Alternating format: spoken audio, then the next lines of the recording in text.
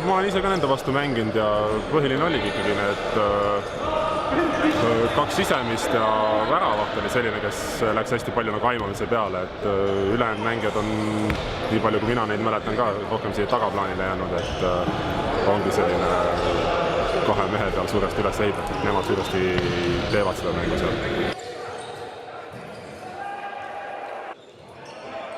Arvestades seda meeskonda, ega neil see mängutempo ka võib-olla ei olnud kõige kiirem, et meie agressiivne kaitse nende sellise aeglase mängutempoga ideaalselt saabis kokku ja me suutsime väga paljusid nende võtmemängijaid neutraliseerida, et enne mängu oli ka riietusruumis ikkagi rääkisime, et parem sisemine mängib neil hästi agressiivselt 1-1, vasal sisemine on tagantviska, et need nii-öelda andmed olid meil olemas ja selle pealt saime nagu tegutseda ka.